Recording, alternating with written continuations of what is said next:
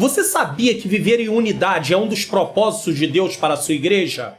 Mas como viver em unidade? O que é unidade? É sobre isso que vamos falar no Expondo as Escrituras de hoje. Está entrando no ar o programa Expondo as Escrituras. Comigo, Pastor Mário Luna. Um programa para você entender e praticar a palavra de Deus. A paz do Senhor, sejam bem-vindos a mais um Expondo as Escrituras. Eu sou o Pastor Mário Luna. Pela bondade e misericórdia que estamos para mais uma vez lermos, explicarmos e aplicarmos a palavra de Deus. Se você está chegando aqui pela primeira vez, eu quero te dar as boas-vindas no meu canal pela bondade do Senhor Jesus Cristo. Hoje nós vamos estar falando sobre o tema cristãos vivendo em unidade. Então vamos lá fazer a nossa leitura aqui no texto de Efésios, capítulo de número 4, versículos de número 1 a 6, que diz: Rogo-vos, pois eu, o preso do Senhor, que andeis como é digno da vocação com que fostes chamados, com toda a humildade e mansidão, com longanimidade, suportando-vos uns aos outros em amor, procurando guardar a unidade do Espírito pelo vínculo da paz. Há um só corpo e um só Espírito, como também fostes chamados em uma só esperança da vossa vocação. Um só Senhor, uma só fé, um só batismo, um só Deus e Pai de todos, o qual é sobre todos e por todos e em todos. Vamos fazer uma oração. Senhor, nosso Deus e Pai, Pai amado e Pai querido, em nome do Teu Filho amado Jesus Cristo, eu quero te agradecer por mais uma oportunidade de estar aqui no Expondo as Escrituras, hoje para falar sobre esse tema muito importante para as nossas vidas, com muita relevância, que é a unidade. Que o Senhor ilumine a minha mente para eu poder, Senhor, ensinar as verdades de acordo com a Tua Palavra, ilumine a mente daqueles que estão assistindo para poder compreender e juntos possamos praticar a Tua Palavra em nome de Jesus. Bom, vamos dar prosseguimento aqui. Vamos dar uma olhadinha aqui no canal rapidamente. Você que pode estar chegando aí pela primeira vez aqui no Expondo as Escrituras, eu queria mostrar para você nosso canal aqui, tá? Você já deu uma olhadinha aqui no canal? Temos aí, você já se inscreveu no canal? Se você ainda não se inscreveu no canal, se inscreva, ative o sininho das notificações, compartilhe os vídeos aqui do canal. Você tem aí, ó, a EBD comentada online. Temos também aulas adiantadas. As aulas aqui do canal são adiantadas. Tem também o Expondo as Escrituras na carta de Pedro, na primeira carta de Pedro. Vários vídeos já estão gravados. Tenho também o Expondo as Escrituras no livro de Salmos e também a exposição em livros variados, tá? Então, você fique à vontade para poder assistir Expondo as Escrituras e também compartilhar na sua rede social. Seja um colaborador do canal para a glória de Deus. Os links estão na descrição do vídeo. Vamos dar continuidade aqui. Introdução do nosso Expondo as Escrituras de hoje. Após concluir a oração intercessória em favor da igreja e ao mesmo tempo estimular os cristãos a viverem para a glória de Deus, Efésios capítulo 3, versículos 16 a 21, o apóstolo passa a enfatizar a necessidade da unidade entre os crentes, que vai de Efésios capítulo 4, versículos de 1 a 16, mas hoje eu só vou falar até o versículo de número 6. Por que é importante falar sobre isso aqui? Porque Paulo vinha tratando anteriormente de um assunto e agora ele vai entrar na questão da unidade da igreja. Então, vamos dar prosseguimento. Agora o apóstolo Paulo passa do ensino para a doutrina. Capítulos 1 a 3, Paulo estava ali trabalhando a doutrina e para a parte prática da carta, capítulos de 4 a 6. Então Paulo, nos capítulos de 1 a 3 da carta aos Efésios, ele trata da doutrina. Dos capítulos 4 ao capítulo 6, ele vai falar da parte prática, ou seja, colocar a doutrina em prática nesse caso. Mais uma vez, observamos a necessidade de conhecer a carta de forma completa para entendermos as partes. É muito comum nós abrirmos a Bíblia e ler um versículo ou uma porção de versículos dentro de um livro ou dentro de uma carta e queremos ter a interpretação daquele assunto. Porém, nós temos que levar em consideração, que é muito importante, o assunto como um todo. Então, o livro, ele tem um tema geral. a carta tem um tema geral. E é por isso que nós precisamos nos ater ao assunto geral da carta para entender as partes no qual vamos estar lendo.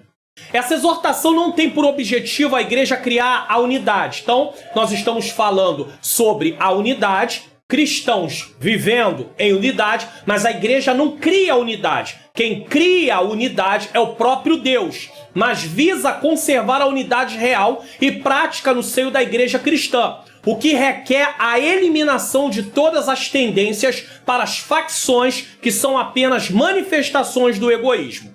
Pois bem, se você quiser baixar o resumo desse Expondo as Escrituras, basta você descer na descrição do vídeo, clicar no link e você vai ser levado no site. Você baixa lá a página que você vai estar entrando e você vai poder baixar o resumo desse Expondo as Escrituras. Então, vamos entender o seguinte: a unidade requer toda tendência para facções, que são apenas manifestações do egoísmo. Então, para haver unidade na igreja, não pode haver facção, não pode haver egoísmo, não pode haver disputas, porque senão não é possível ter a unidade.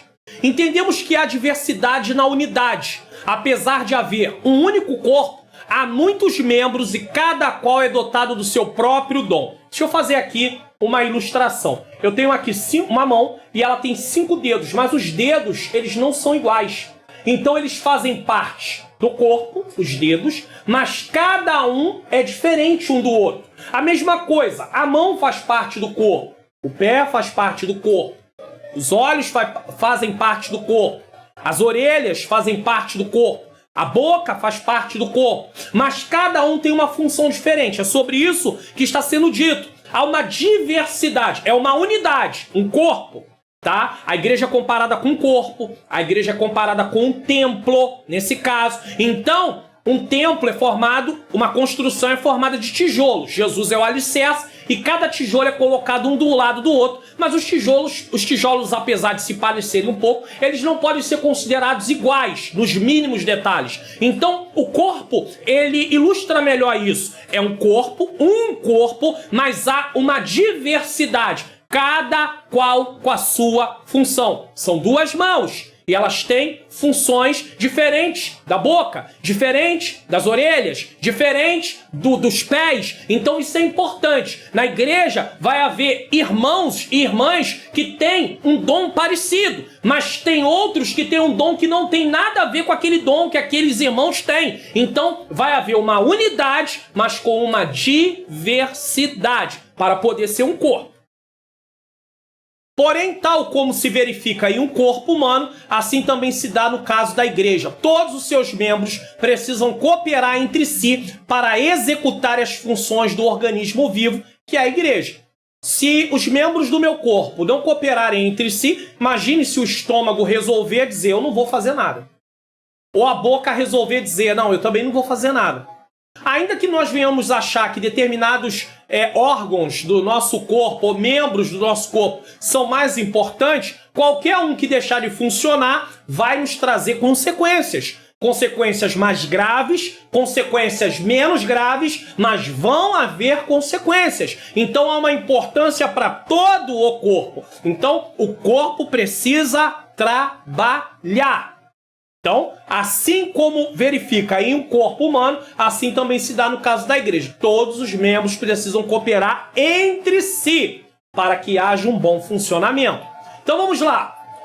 Tópico 1. Andar digno. Qual é a primeira coisa para poder conservar a unidade? Um andar digno. Efésios capítulo 4, versículo 1 diz: Rogo-vos, pois eu, o preso, Paulo estava preso quando escreve essa carta, do Senhor, que andeis como é digno da vocação com que foste chamados. Rogo-vos, pois eu, o preso do Senhor. Rogo-vos é um apelo encorajando a se tomar uma atitude. Paulo está fazendo um apelo, um grande apelo, para que eles possam tomar uma atitude. Ele prossegue, eu, Paulo, o preso do Senhor. Ele estava preso e aproveita isso para mostrar que os sofrimentos físicos causados naquela prisão romana não poderiam quebrar o vínculo da comunhão existente entre ele e o Senhor Jesus. Isso aqui é importante, Não é porque você está debaixo de sofrimento, não é porque você está debaixo de tribulação, não é porque você está debaixo de angústia que você perdeu sua comunhão com Deus.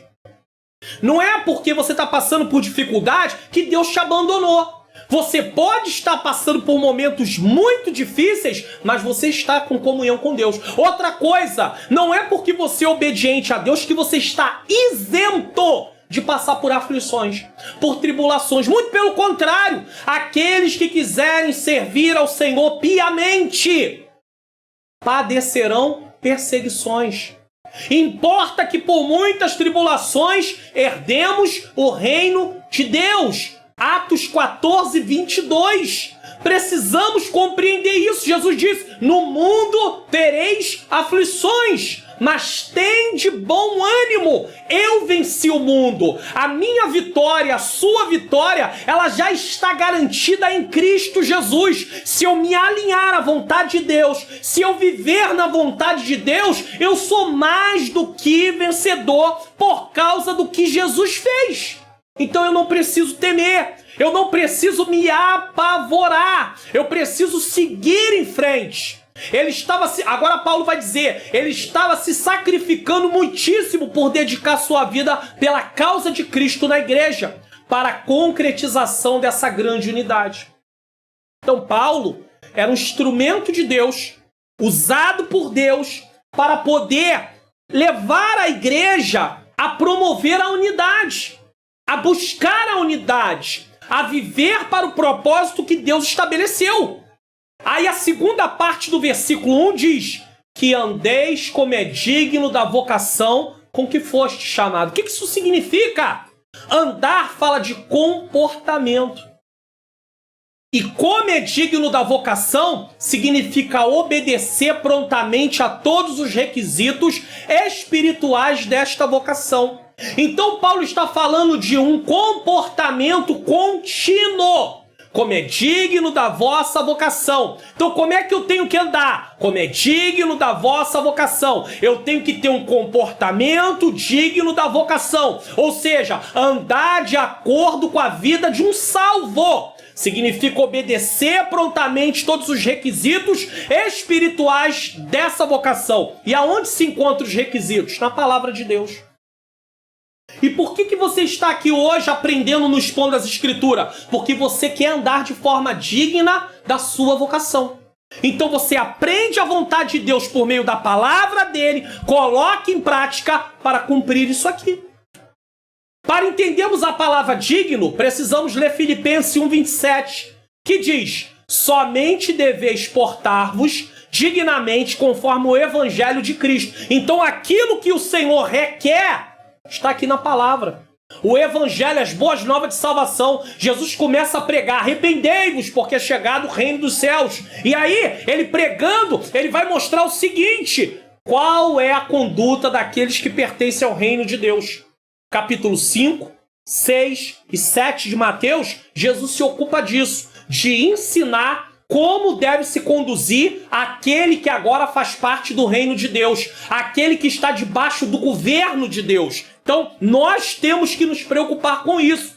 Então ele diz: somente deveis portar-vos dignamente conforme o evangelho de Cristo, para que quer vá e vos veja, quer esteja ausente, ouça acerca de vós que estáis no mesmo espírito, combatendo juntamente com o mesmo ânimo pela fé do evangelho. O que Paulo está dizendo?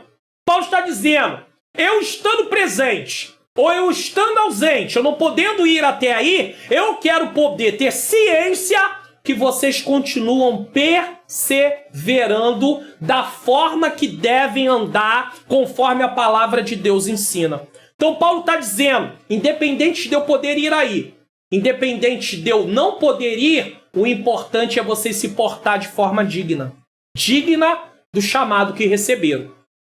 Isso mostra a ligação entre o ensino doutrinário e a vivência desse ensino na vida cristã. Por isso que os primeiros 3 capítulos de Efésios trata da doutrina. E os outros 3, que é o capítulo 4, 5, 6, trata da prática. Então não é só aprender, é colocar em prática. Qual é a intenção do Expondo as Escrituras aqui? Lê o texto. explicar o significado do texto e aplicar as lições do texto para a nossa vida com a intenção que eu e você que está aprendendo possa buscar colocar em prática. Porque não adianta eu fazer um acúmulo de conhecimento acerca da palavra de Deus. Eu posso ler, mas se eu não pedir a Deus força e não colocar em prática, não deixar o Espírito Santo transformar a minha vida, não vai acontecer nada. Não haverá nenhum proveito em eu apenas ler por ler. Eu preciso estudar para aprender e tentar que eu digo, buscar, no caso, me esforçar, não é só tentar, é me esforçar, pedindo a Deus graça para que eu venha colocar em prática aquilo que eu estou aprendendo na sua palavra. No caso, hoje, pedir para colocar em prática o que estamos aprendendo aqui. Isso é importante, tá? É necessário tornar-se em prática em nossa vida o que aprendemos. O Senhor nos quer vivendo de modo que corresponda ao que Ele tem feito por nós, a salvação que recebemos. Cristãos vivendo em unidade. É a temática desses pontos das Escrituras. O que Jesus espera? Ele morreu na cruz do Calvário. Ele vem, nasce como homem, cresce, vive, padece, vai para a cruz do Calvário, é morto, ressuscita, volta para a glória, dá ordem para os seus discípulos pregar para todas as nações, ensinar aquilo que ele havia ensinado, e agora ele espera o que da igreja? Uma resposta. Então entenda, a iniciativa de nos salvar veio de Deus. Qual é a nossa parte nisso? Responder de forma positiva aquilo que Deus está nos oferecendo. Então o primeiro passo é levantar as mãos e aceitar Jesus como Senhor e Salvador. E entender que Ele é o meu substituto. Um dia eu fiz isso. Eu entendi, Jesus morreu no meu lugar para pagar a minha dívida, mas o pagamento da dívida na minha vida só tem efeito se eu receber Ele como Senhor e Salvador da minha vida. Mas o que acontece depois? Eu tenho que prosseguir vivendo uma vida de acordo com os padrões do reino de Deus.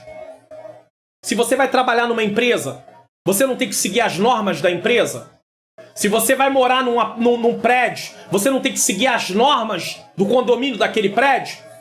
Como cristão, você precisa seguir as normas do reino de Deus, que estão contidas na palavra do Senhor.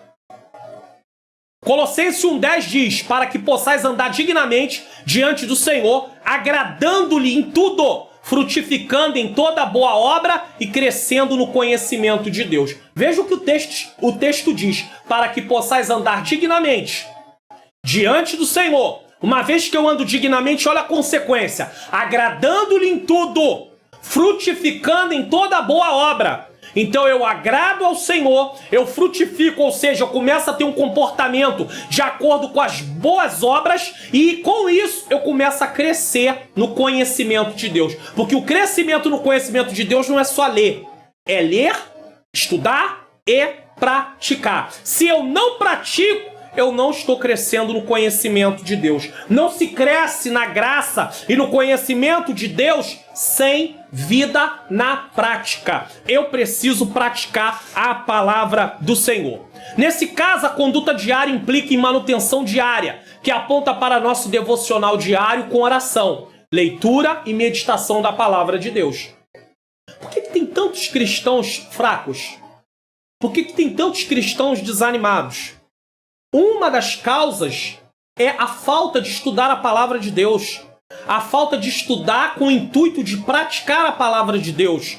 Quando você lê Esdras capítulo 7, versículo 10, o texto diz, e Esdras se propôs a conhecer, a praticar e a ensinar a lei do Senhor. Então, o primeiro passo, ele vai conhecer, ele vai estudar, ele vai meditar. Segundo passo, uma vez que ele entendeu, compreendeu, ele vai aplicar na vida dele, ou seja, ele vai para praticar. Terceiro passo, uma vez que ele experimentou a palavra, agora ele vai ensinar. Caso contrário, ele não pode fazer o ensino, porque ele não experimentou aquilo que ele está dizendo que é real, que é agradável a Deus. Então ele não vivencia aquilo que ele está anunciando. Então ele precisa o quê? Praticar. Sem isso não haverá manutenção.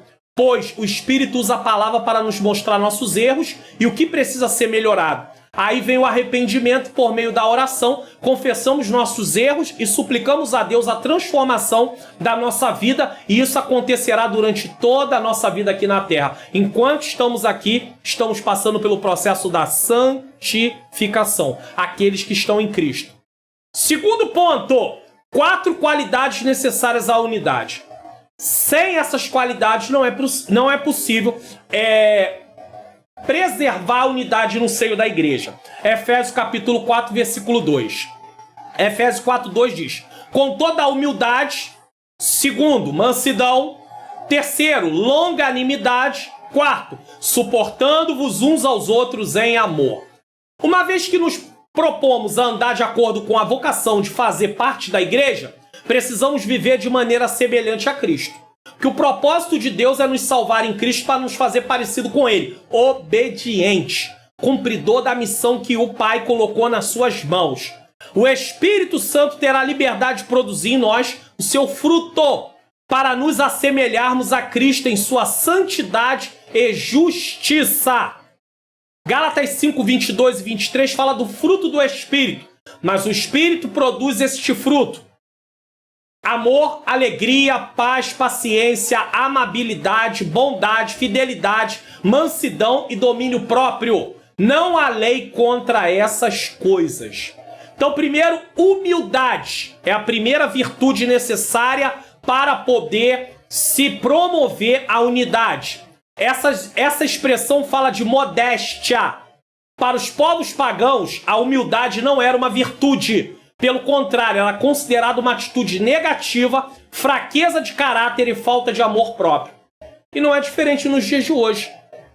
As pessoas, muitas vezes, acham que humildade é um aspecto de fraqueza. Que a pessoa não pode ser humilde, que a pessoa realmente ela precisa deixar para lá esse negócio de humildade. Mas a Bíblia diz que para manter a unidade é preciso humildade.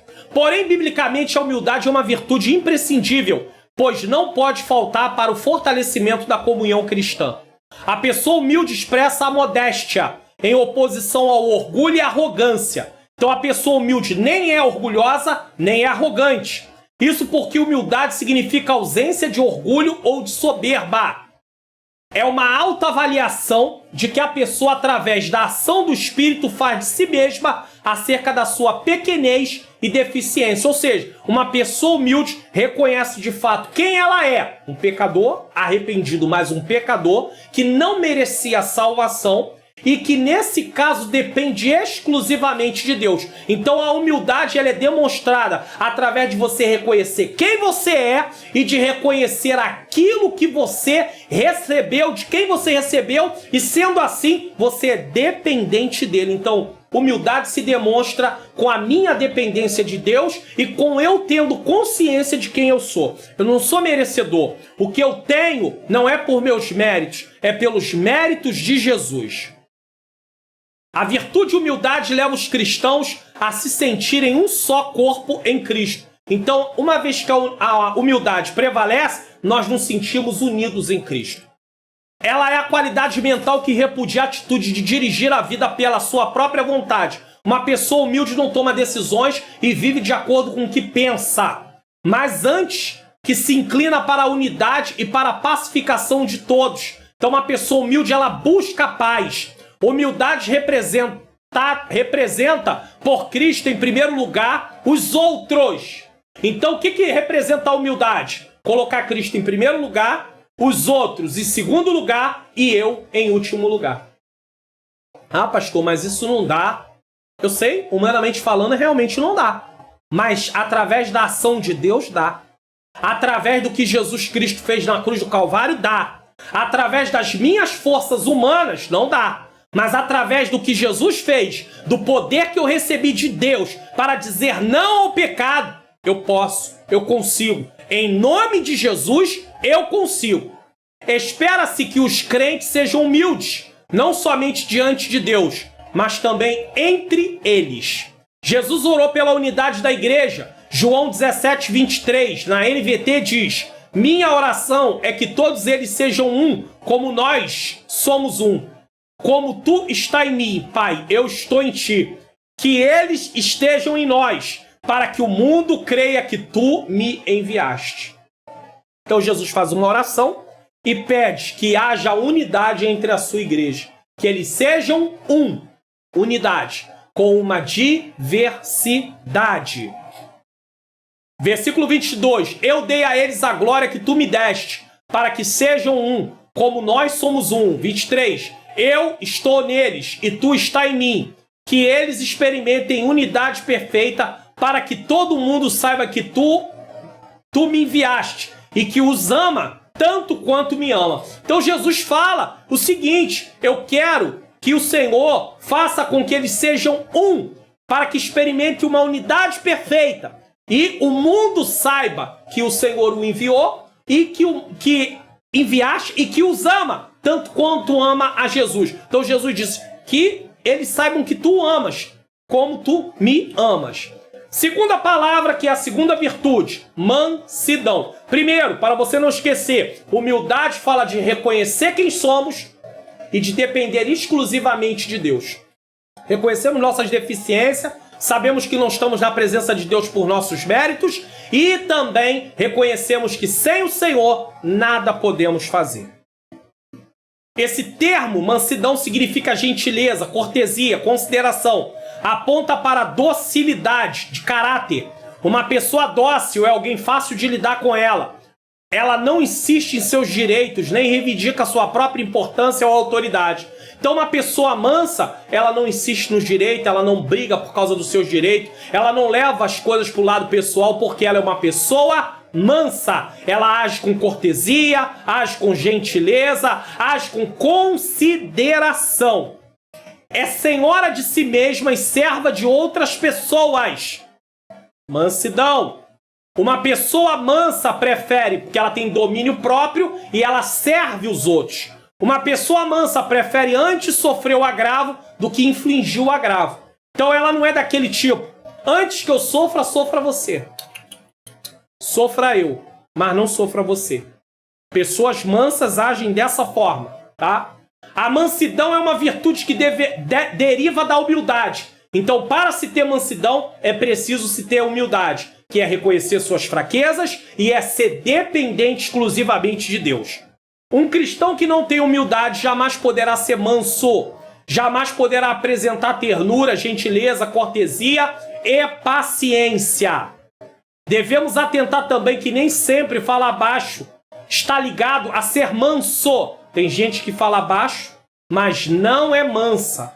Pois existem pessoas que falam baixo e são extremamente arrogantes, impacientes e sem nenhuma gentileza.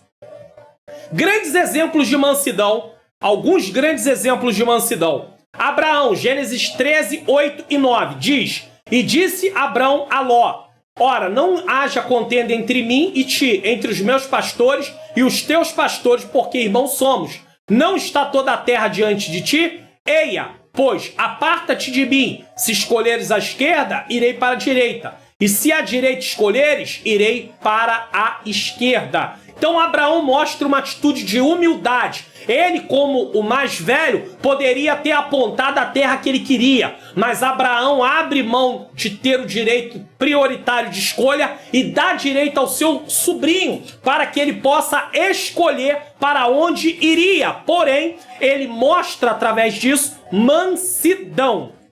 Segundo exemplo, Moisés, número 12, 3. E era o varão Moisés muito manso, ou muito manso, mais do que todos os homens que havia sobre a terra. Uma coisa interessante a se salientar aqui é que Miriam e Arão se levantam contra Moisés.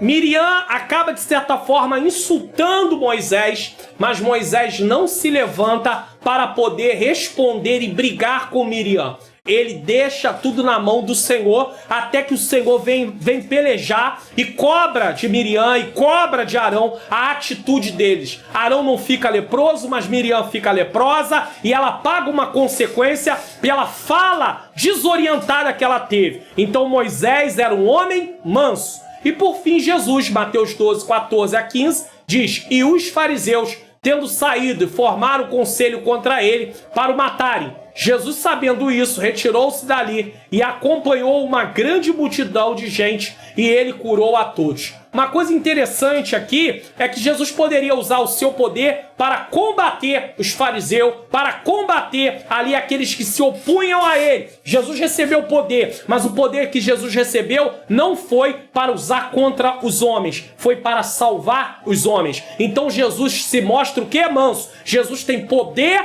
para poder resolver aquilo de uma outra maneira, mas Jesus não usa da sua autoridade, do seu poder, mas ele se mostra alguém manso. Eles começam a perseguir, Jesus se retira, porque ele ensinou que nós não devemos nos combater uns aos outros, nesse caso, da forma que ali é apresentado. Jesus é afrontado pelos fariseus, que questionam ele por permitir seus discípulos colherem espiga no sábado e também por Jesus curar no sábado. E ao invés de revidar, ele se retira e continua realizando a obra que foi enviado para fazer. Muitos de nós, diante das afrontas, perdemos o propósito de Deus para a nossa vida, deixando de servi-lo dentro do chamado que recebemos, e começamos a revidar as afrontas. Então eu sou afrontado, e aí eu começo a perder o foco, e eu começo a querer revidar as afrontas. Sabe quando é que eu começo a revidar as afrontas? Quando eu começo a defender causa pessoal. Quando eu começo a me achar um coitado. Quando eu começo a dizer que eu não mereço passar por aquilo. Então eu paro de obedecer a Deus para poder defender causa pessoal. Isso também não é agradável a Deus. Quando você lê a primeira epístola de Pedro, capítulo 2... Primeira Epístola de Pedro, capítulo 4, você vai encontrar dentro do capítulo 4 e do capítulo 2 versículos aonde é dito que Deus se agrada quando nós sofremos por obedecer a Ele. Deus não tem prazer no sofrimento, mas Deus tem prazer na obediência, ainda que essa obediência gere sofrimento. Precisamos lembrar de obedecer Mateus 5,44. Eu, porém, vos digo, amai a vossos inimigos, então é para amar. Bendizei os que vos maldizem, fazei bem aos que vos odeiam, orai pelos que vos maltratam e perseguem. Então Jesus dá um ensinamento. Como é que é a conduta do cristão? É diferente do mundo. Agora ele é uma nova criatura. As coisas velhas se passaram e eis que tudo se fez novo. Então ele não tem mais a mesma conduta. Anteriormente, quando alguém se levantasse, ele aborreceria o inimigo. Ele maldizeria o inimigo. Ele faria o mal para o inimigo. Ele odiaria o inimigo. Mas Jesus agora não. Jesus diz, amai os vossos inimigos, bendizei os que vos maldizem, fazei bem aos que vos odeiam, orai pelos que vos maltratam e vos perseguem. Essa é a lei do amor. Longanimidade, uma palavra que muitas vezes está associada também à paciência, mas você vai encontrar, por exemplo, na primeira carta de Timóteo, capítulo de número 3, vai haver um versículo aonde Paulo vai falar para Timóteo que ele tem vivido, contemplado tudo que Paulo tem passado, e Paulo diz assim, e você tem visto a minha longanimidade e a minha paciência. Então paciência e longanimidade no mesmo texto, Paulo tem ali um sentido dado à palavra paciência e à longanimidade que não é igual, tá? Quando é na poesia que se repete novamente o mesmo conceito, é normal. Mas na narrativa, nas cartas, isso não é normal. Então o que Paulo está mostrando ali são duas palavras com significado diferente. Longanimidade e paciência. Vamos ver o que diz a longanimidade. Essa palavra significa paciência, tolerância, constância. Mas às vezes vai ser dada a palavra paciência na hora de traduzir e não vai ter um sentido assim tão profundo como a longanimidade. Por quê? Preste atenção. A palavra grega macrotomia. Agora, toda vez que o tradutor traduziu para paciência, a palavra no grego, e ela é macrotomia, aí sim, longanimidade e paciência é a mesma coisa, porque a origem da palavra no grego é a mesma, macrotomia. Quer dizer argumentar com paciência aguentar com paciência pessoas provocadoras. Então não é só a paciência preste atenção nisso aqui. Longanimidade é uma paciência, mas é uma paciência dirigida para um grupo de pessoas provocadoras. Agora, quando a Bíblia fala de paciência, pode estar falando de paciência em outros sentidos também, tá? Em outros ângulos, vamos dizer assim. Às vezes, paciência em esperar a volta de Jesus.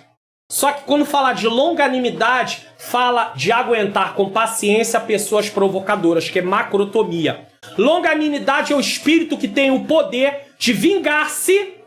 Ele tem até o poder de vingar-se, mas nunca o faz. É a pessoa que aguenta o insulto sem amargura nem lamento. Ela é insultada, mas ela não fica amargurada, ela não fica lamentando.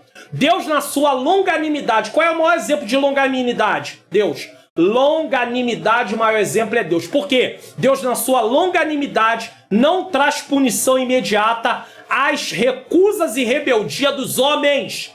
Imagine se Deus fosse nos tratar de acordo com as nossas atitudes e as nossas obras.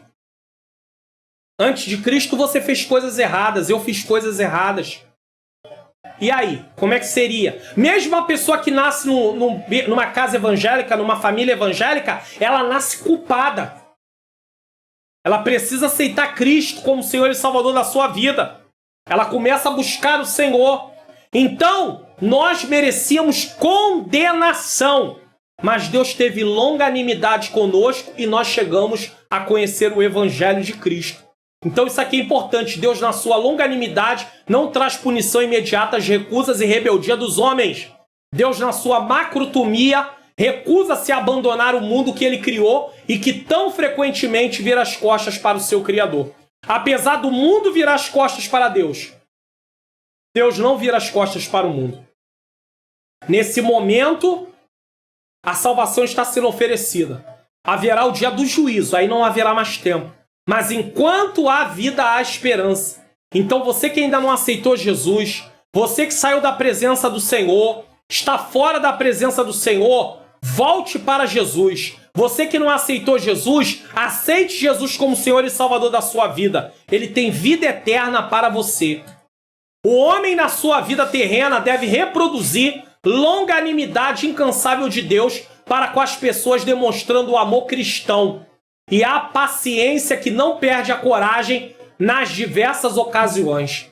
Então a longanimidade suporta pessoas que estão ali demonstrando, nesse caso, provocação, e a paciência, nesse caso, é para dar coragem, ou seja, não perder a coragem nas diversas circunstâncias, situações. O exercício da paciência requer a virtude do amor. É impossível mostrar paciência se não houver amor, que é o princípio base de todas as ações do crente salvo por Cristo.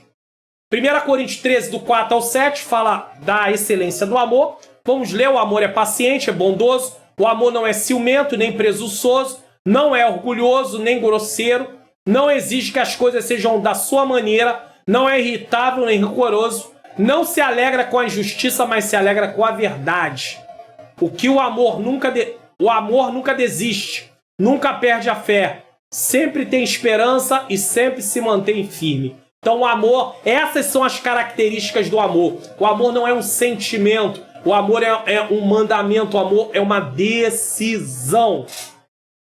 Suportando uns aos outros em amor, já que você aprendeu o que é o amor, como é as características do amor, o que seria suportar uns aos outros sem amor? A palavra suportar aqui não é aguentar o outro por um dever amargo, mas servir de amparo. Suportar é sirva de amparo, sirva de suporte para uma pessoa, ou seja, ajude ela a se erguer, levantar, né, no sentido de estar ali levando uma palavra. Quem levanta é o Senhor, quem ergue é o Senhor, mas nós somos um instrumento que estamos sendo usados para acompanhar aquela pessoa.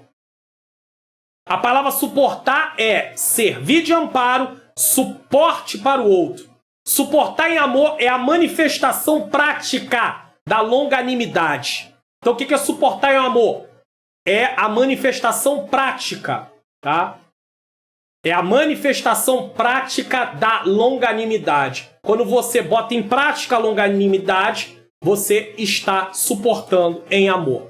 Representa ser clemente, não cúmplice. Você é clemente. Clemente é uma coisa, cúmplice é outra. Quando você é cúmplice, você está ali apoiando os erros da pessoa. Então, representa ser clemente com as fraquezas dos outros, não deixando de amar o próximo nem os amigos por causa de suas faltas, ainda que talvez nos ofenda e desagrade. Então, às vezes, as faltas de alguém nos desagrada. nos ofende, mas nós não deixamos de amar. Mateus 7,12 tem um ensinamento, um princípio importante que diz: portanto, tudo que vós quereis que os homens vos façam, fazei-lo também vós, porque esta é a lei e os profetas. Então Jesus, ele ensina que aquilo que a gente quer que os outros façam por nós, nós devemos fazer por eles. Por fim, essa expressão indica que, infelizmente, teremos de enfrentar excessos cometidos em nosso meio, como as provocações alheias e atitudes carnais. Então, uma pessoa, para suportar em amor, ela vai precisar estar ali suportando, nesse caso, a questão de provocações alheias e atitudes carnais. Estas são comparadas a um fardo que devemos suportar por meio da prática do amor. Então, por isso que ele fala de suportar, porque ele vai mostrar ali a questão da necessidade de suportar em amor para poder ir em frente. Prosseguindo, para que a igreja seja um modelo de unidade em Cristo, é preciso que os crentes se revistam dessas qualidades ou virtudes através do Espírito Santo. Quem produz essas virtudes é o Espírito Santo. Quem busca essas virtudes somos nós. Nós lemos na palavra que Deus quer que nós tenhamos humildade, que Deus quer que nós tenhamos mansidão, que Deus quer que nós tenhamos longanimidade, que Deus quer que nós suportamos em amor. Qual é a nossa parte agora? Começar a orar e pedir a Deus: Senhor, produz em mim humildade, gera em mim através do teu Espírito humildade, gera através do teu Espírito mansidão, gera através do teu Espírito longanimidade na minha vida, gera através do teu Espírito eu conseguir suportar em amor as pessoas. Então Deus vai começar a trabalhar por meio do seu Espírito na sua ou na minha vida para que aquele fruto venha a ser produzido. Então a nossa parte é buscar, a parte de Deus é operar a transformação. Terceiro ponto, a unidade do Espírito. Efésios 4:3. Procurando guardar a unidade do Espírito pelo vínculo da paz. Então, como é que se guarda a unidade do Espírito? Pelo vínculo da paz. Procurando guardar a unidade do Espírito pelo vínculo da paz. O termo procurando traz a ideia de esforçando-se por. Então, eu vou me esforçar. A exortação fala de estar atentos em preservar a unidade em vosso meio. Então, é papel da igreja preservar a unidade. Como ela faz isso? Buscando mansidão, buscando humildade, buscando longanimidade, buscando suportar uns aos outros em amor. Essa unidade é gerada pelo Espírito Santo e por isso facções, contenda, dissensões e coisas semelhantes precisam ser eliminadas. Não há negociação, não há complacência com coisas desse tipo. Precisa ser cortado, arrancado do nosso meio, da nossa vida. Se alguém sempre vem falar mal de alguém com você, como um cristão, se essa pessoa é uma cristã, você deve falar para ela: olha, a gente pode até se reunir para conversar sobre coisas que edificam, mas eu não vou poder ficar aqui conversando com você sobre a vida dos outros. Por quê? Porque isso é desagradável a Deus. Ah, pastor, mas eu posso perder minha amizade com essa pessoa por causa disso. O que é melhor? Ser amiga da pessoa e ser inimiga de Deus? Ou ser amiga de Deus e ela se tornar a sua inimiga porque você quer agradar a Deus? É uma escolha que você vai precisar fazer. O elo que o Espírito usa entre nós para evitar isso é a paz. Ou seja, Deus usa para evitar as facções, contenda, dissensões, a paz. O vínculo, o elo da paz. Precisamos estar unidos. Então Deus quer de nós unidade. Ele usa a paz como um vínculo, um elo para poder impedir facções, contendas, dissensões. 4. Os grandes exemplos de unidade. Efésios 4:4-6. O que Paulo faz agora? Paulo mostra sobre como devemos nos comportar uma vez que estamos em Cristo. Capítulo 4, versículo 1. Paulo vai demonstrar também sobre as virtudes que precisamos cultivar. Capítulo 4, versículo 3. Tá? E agora Paulo vai mostrar exemplos de unidade para que nós possamos realmente nos conscientizar que precisamos perseverar buscando unidade, conservando a unidade da igreja. 4, do 4 ao 6. Há um só corpo e um só... Veja que o 1 ficou sempre ilustrando aí em negrito para mostrar. Há um só corpo, um só espírito. como também foste chamadas a uma só esperança da vossa vocação. Tudo é unidade aí. Paulo descreve, nesse caso, versículo 4, tá? Paulo descreve vários exemplos que são a essência da unidade. A expressão um só aponta que o corpo de Cristo não pode ser dividido. Nós fazemos parte do corpo de Cristo. Se a igreja é comparada a um corpo, como é que eu vou arrancar a mão do corpo? Eu não posso arrancar.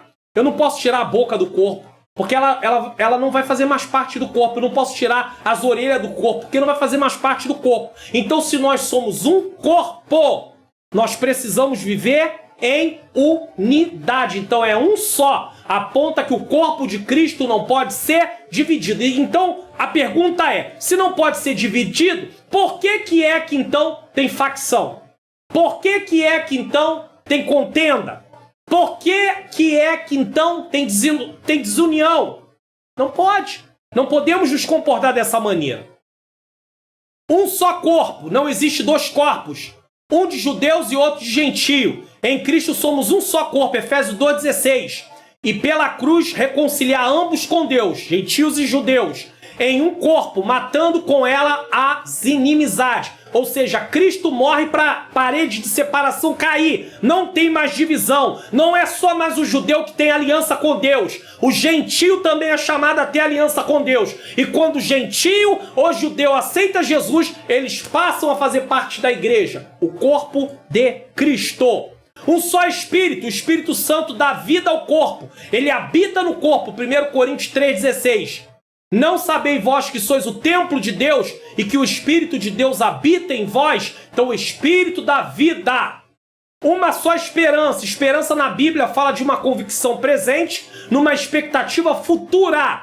A esperança do cristão não pode estar nesse mundo, pois aqui somos forasteiros e peregrinos. Nossa esperança é a vida eterna. A esperança na Bíblia é algo que vai se cumprir. Na vida do dia a dia, não. Eu espero que amanhã vai fazer sol. Aí não faz sol. Mas a esperança na Bíblia, Jesus diz, eu vou voltar. Pode esperar que vai se cumprir. 1 João 3,2. Amados, agora somos filhos de Deus. E ainda não é manifesto o que havemos de ser. Mas sabemos que quando ele se manifestar, seremos semelhantes a ele. Porque assim como é, o veremos. Efésios 4,5 diz, um só Senhor, uma só fé, um só batismo. Vamos lá, um só Senhor. Os judeus sabiam que existia um só Deus. Deuteronômio 6,4 diz, ouve Israel, o Senhor, nosso Deus, é o único Senhor. Não tem mais do que o Senhor. A unidade da igreja só é possível quando ela se submete ao senhorio de Cristo. Não podemos viver uma vida cristã desobedecendo à vontade de Deus. Ao senhorio de Jesus. Jesus passa a ser o nosso Senhor. Ele nos resgatou na cruz do Calvário. Ao aceitarmos, somos servos dele. Efésios 1,22. E sujeitou-se todas as coisas a seus pés. Jesus. E sobre todas as coisas o constituiu como cabeça da igreja. Mateus 28,18. É chegando-se Jesus falou-lhes dizendo, é-me dado todo o poder no céu e na terra. Ele tem autoridade. Uma só fé. Essa fé pode estar falando de um conjunto de doutrinas que cremos, que é o credo, né? É a declaração de fé, por exemplo, das Assembleias de Deus, ou de nossa confiança em Jesus Cristo e sua promessa. Então pode estar falando de duas coisas. Ou falando da parte doutrinária, que cremos nela, ou falando da nossa confiança em Jesus. Acredito que essa segunda opção, confiança em Jesus, esteja mais alinhada ao tema unidade. Mas não posso desconsiderar que a fé implica em praticar um conjunto de doutrinas ensinadas na palavra de Deus. Então a fé aqui envolve de alguma maneira essas duas coisas, ainda que talvez em graus diferentes. Talvez esteja mais voltada à confiança em Jesus do que particularmente as doutrinas que nós cremos. Mas sendo de uma forma ou de outra, envolve as duas coisas. Então é uma só fé. Por isso cremos na salvação e avançamos como os heróis da fé o fizeram, ainda que com muitas tribulações. Atos 14:22, eu já citei aqui, confirmando o ânimo dos discípulos, exortando-os a permanecer na fé, pois que por muitas tribulações nos importa entrar no reino de Deus. Um só batismo. Paulo aqui parece estar tratando do significado do batismo, que aponta para a nossa união com Cristo, e não em si do ato de se batizar nas águas. Não parece que Paulo, quando fala um só batismo, está falando do ato em si, mas está falando do significado. Nós nos unimos a Cristo. Todos nós, para nos unir a Cristo, precisa passar por esse batismo. Isso você vai entender aqui. 1 Coríntios 12, 13. Pois todos nós fomos batizados em um Espírito. É um batismo nesse sentido. Mas não é o batismo com o Espírito Santo, tá? Formando corpo, quer judeus, quer gregos, quer servos, quer livres. Todos temos bebido de um Espírito. O batismo em um Espírito não se refere nem ao batismo em água, nem ao batismo no Espírito Santo, que Cristo outorga ao crente como no dia de Pentecostes. Refere-se, pelo contrário, ao ato do Espírito Santo batizar o crente no corpo de Cristo, a igreja, unindo-o a esse corpo. Sabe do que está falando aqui? Do momento onde há a regeneração, que nós recebemos um novo nascimento e a partir de agora nós pertencemos ao corpo de Cristo. Então, esse um só batismo fala dessa união com Cristo através de pertencermos ao corpo de Cristo quando recebemos a regeneração. Fazendo com que ele seja um só, como os demais crentes. É a transformação espiritual, isto é, a regeneração que ocorre na conversão e que coloca o crente em Cristo biblicamente. Efésios 4:6, um só Deus e Pai de todos, o qual sobre todos e por todos e em todos. Você vai ver um só Deus, a qual é sobre todos, acima de todos, por todos, a favor de todos e em todos. Está em todos, presente. Um só Deus e Pai de todos. Paulo encerra a lista com a unidade perfeita. A primeira pessoa da Trindade é apresentada aqui sem a preocupação de colocá-la dentro de uma ordem. Então ele fala de Deus Pai, mas tem o Pai, o Filho e o Espírito Santo. Não é dizer que o Pai é mais importante do que o Filho, ou o Filho é mais importante do que o Pai, ou o Espírito Santo é mais importante. Mas o que Paulo faz aqui é encerra a lista com a unidade perfeita. Pai, Filho, Espírito Santo. A primeira pessoa da Trindade é apresentada aqui sem a preocupação de colocá-la dentro de uma ordem. Deus Pai revela-se uma unidade composta de Pai, Filho e Espírito Santo. Não são três deuses, mas um só Deus em três pessoas. Deus é Pai e isto reveste-se de um significado familiar. Então Deus é Pai, aponta para um significado familiar. Sua paternidade relaciona-se com os crentes em Cristo, os quais se tornam filhos de Deus por adoção. Então Deus é Pai porque nós temos Ele como Pai e Ele nos tem como filhos por adoção. Conclusão do Expondo as Escrituras de hoje, não deixe de se inscrever no canal, compartilhar na sua rede social, dar um like no vídeo e comentar o que você achou desse Expondo as Escrituras. Lições que aprendemos. Para preservar a unidade da igreja como cristãos, precisamos andar de forma digna, andar de modo digno da vocação, desenvolver 4 qualidades necessárias à unidade. Quais são elas? Humildade, mansidão, longanimidade e suportar uns aos outros em amor. Devemos guardar a unidade do Espírito por meio do vínculo da paz. Não pode haver contenda, dissensão, divisão. Devemos compreender que a unidade é necessária e exemplifica em um só corpo, um só Espírito, uma só esperança, um só Senhor, uma só fé, um só batismo, um só Deus e Pai de todos. Então Paulo mostra como exemplo a necessidade da unidade porque existe um só corpo, existe um só Espírito, existe uma só esperança, existe um só Senhor, não tem 2 senhores, uma só fé, não são várias fés, é uma só fé nesse caso, um só batismo, tá? Não está falando do batismo do Espírito Santo e nem no batismo nas águas, mas o batismo como ingresso no corpo de Cristo e um só Deus e Pai de todos. Reflexões, é hora de refletir e tomar atitudes. Por que nós fomos ensinados aqui? Para poder praticar. Não adianta aprender sem praticar. Nós vamos botar em oração aquilo que nós aprendemos e pedir a Deus, aonde encontramos que não estamos praticando, força para praticar. Primeiro, você como cristão tem procurado por meio de suas atitudes, através da ação do Espírito Santo, preservar a unidade da igreja? Ou você está envolvido em dissensão, facção, divisão? Nós temos que buscar preservar a unidade da igreja, porque nós somos igreja.